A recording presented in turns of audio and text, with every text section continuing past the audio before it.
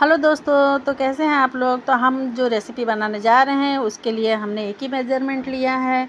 तो हमने 1 कप से दूध लिया है, तो उसी कप से हमने शक्कर ली है और उसके बाद हमने आधी कटोरी के करीब रिफ़ाइंड ऑयल लिया है और उसमें 3-4 बूंदें हमने डाली है वनीला एसेंस की। अब इन सबको हम अच्छी तरह से मिक्स करेंगे। तो हमें इसे इस तरह से मिक्स करना है कि हमें तेल को दूध में एकदम अच्छे से मिक्स कर लेना है। तो इसी तरह से हम जब मिक्स करेंगे तो देखिए तेल हमारा कहीं पे भी दिखाई नहीं दे रहा है और एकदम अच्छे से मिक्स हो चुका है। तो हमें ले लेना है एक केक टिन। तो अगर आपके पास केक टिन नहीं है तो आप घर के किसी भी बर्तन में बना सकते हैं। उसके अंदर पहले हम लगाएंगे ऑयल, उसके बाद उसमें हम डालेंगे मैदा और मैदा डालने के बाद उसे चारों तरफ से मैदे की कोटिंग कर लेंगे। तो ये हमारा तैयार हो गया है केक टिन। और उसके बाद हम ले लेंगे एक बाउल में हम जिस कप से हमने दूध लिया था और शक्कर ली थी उतना ही हमें मैदा ले लेना है और उसे एकदम अच्छे से छान लेना है।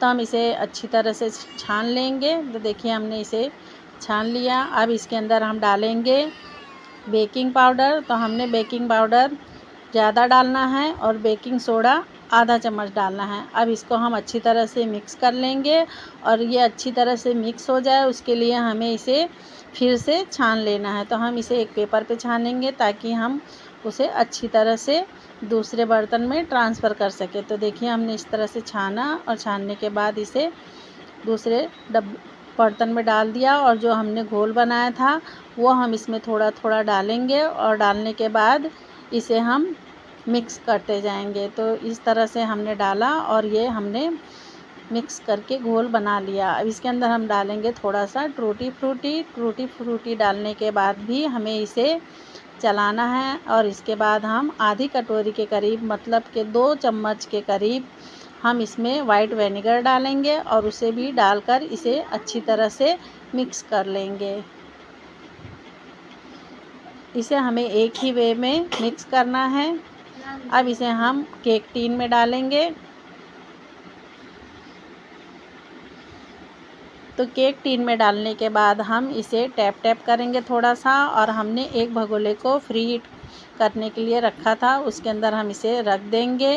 रखने के बाद इसे हम अच्छी तरह से बंद कर देंगे। बंद करने के बाद हम इसे एकदम धीमी आंच पे 1 घंटे के करीब इसे पकने देंगे और देखेंगे कि ये हमारा पका कि नहीं। तो हम टूथपिक डाल के इसे चेक करेंगे। अगर टूथपिक में नहीं चिपक रहा है आपका केक तो आपका केक पूरा बनकर तैयार है। अब इसे हम निकाल लेंगे और ठंडा होने देंगे। इसे बहुत सावधानी से निकालिए क्योंकि ये बहुत ही गर्म होता है। इसे निकाल लेंगे और इसे एकदम ठंडा होने देंगे। थोड़ा ठंडा हो जाएगा तब इसे हम डीमोल्ड करेंगे। अब हम ले लेंगे एक ग्लास, उसमें डालेंगे हम 2 चम्मच के करीब मैदा, उसमें डालेंगे थोड़ा सा दूध डालने के बाद इसे हम एकदम अच्छे से घोल लेंगे। बिना लम्स के हमें इसे घोलना है और इसके बाद इसमें हम थोड़ा सा दूध और डालेंगे। फिर इसे और भी पतला करेंगे। पतला करने के बाद एक पैन में डाल के इसे हम पकाएंगे। तो इसे हमें बराबर चलाते रहना है नहीं तो ये तले में चिपक जाएगा। इसमें हम शक्कर डालेंगे 2 चम्मच के करीब और थोड़ा सा वनीला एसेंस की 2-3 बूंदें डालेंगे और इसे बराबर चलाते रहेंगे। हमें इसीलिए चलाना है क्योंकि ये तले में चिपके ना और इस पे ऊपर इसे बराबर चलाते रहेंगे हम, नहीं तो इसमें भी लम्स पड़ सकते हैं। इसके लिए हमें इसे चलाते रहना, बराबर चलाते रहेंगे हम इसे।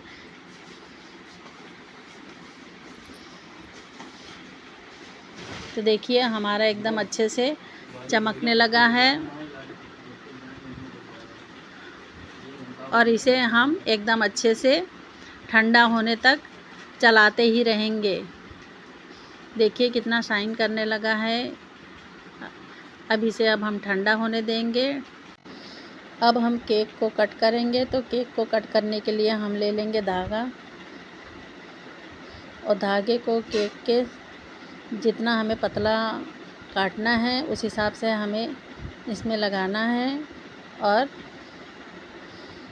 तो धागा मजबूत होना चाहिए, वो धागे से नहीं कटा। इसे हम इस तरह से तेज़ी में गांठ बांधेंगे और खूब तेज़ से अपनी तरफ खींचेंगे। तो ये एक हाथ उस तरफ एक हाथ इस तरफ करके इसे टर्न कर देंगे। तो ये हमारा केक एकदम अच्छे से सेंटर से एकदम अच्छे से कट हो जाएगा। देखिए हमारा केक देखिए कितनी आसानी से और कितनी अच्छी तरह से 2 हिस्से में डिवाइड हो चुका है। अब इसे हम दूसरी प्लेट में रख के और इसमें हम लगाएंगे शुगर सिरप। तो हमने दूध में ही शक्कर को घोल लिया है, और वैसे आप चाहें तो दूध में ना घोल के पानी में भी आप घोल के इसे लगा सकते हैं। तो पहले हम पूरा केक पे अप्लाई करेंगे दूध और शक्कर। उसके बाद दूसरा पार्ट भी हम उसी केक पे रख देंगे। उसके बाद हम इसमें डालेंगे मेल्टेड चॉकलेट। तो आप कोई भी डेयरी मिल्क चॉकलेट लेके उसे मेल्ट कर सकते हैं, और मेल्ट करने के बाद इसे आप इसमें डालिए और बिना छुए इसे हम प्लेट को इस तरह से चारों तरफ घुमाएंगे तो ये अपने आप ही पूरे केक पे फैल जाएगा, और हमें इसे फैलाने की भी ज़रूरत नहीं पड़ेगी और इसकी शाइनिंग भी बनी रहेगी। अगर हम इसे किसी चम्मच या छुरी या चाकू से किसी भी चीज़ से इसे टच करते हैं तो ये इस तरह शाइन नहीं करेगा, इसलिए हमें इसे बिना टच करे ही इसी तरह से हम प्लेट को घुमाएंगे तो पूरा ये कवर हो जाएगा। अब हम किनारे पे भी इसे अच्छी तरह से लगा देंगे। तो देखिए इसे हम अब दूसरे प्लेट में ट्रांसफ़र कर लेंगे। तो आपने देखा ना कि मैंने इसे किस तरह से चम्मच नीचे लगाया और इसे अच्छी तरह से ट्रांसफ़र कर लिया। अब हमने जो मैदे की क्रीम बनाई थी उसे हम कोन में डालकर इस तरह से गोल गोल डिज़ाइन बनाएंगे, और आप चाहें तो कोई भी इसमें डिज़ाइन बना सकते हैं। अब इसमें हम सारे डिज़ाइन में एक एक चेरी लगाएंगे। तो देखिए ना एकदम बाज़ार की तरह हमारा केक लगने लगा है पूरा।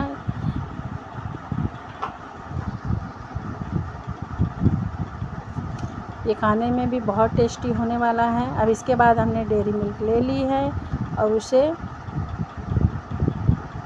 कट करेंगे। कट करने के बाद इसे हम छोटे छोटे टुकड़े करके इसके बीच में पूरे डाल देंगे।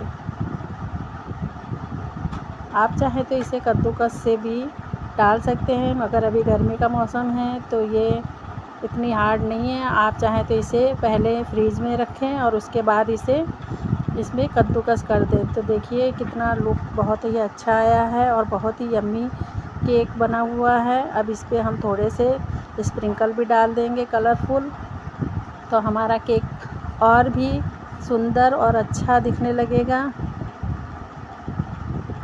तो आपने देखा ना केक बनाना इतना मुश्किल नहीं है। बिना ओवन के हमने इतना अच्छा सा केक बाज़ार से अच्छा हमने केक घर पे ही बना लिया है। तो आप भी अगर कभी भी केक बनाना चाहें तो इस वीडियो को देख के आप बना सकते हैं। आपका केक भी उम्मीद करती हूँ कि बहुत ही अच्छा और परफेक्ट बनेगा। आप इसी मेथड से बनाएंगे तो ज़रूर अच्छा बनेगा। तो वीडियो अच्छी लगी हो तो लाइक कमेंट सब्सक्राइब ज़रूर कर लें।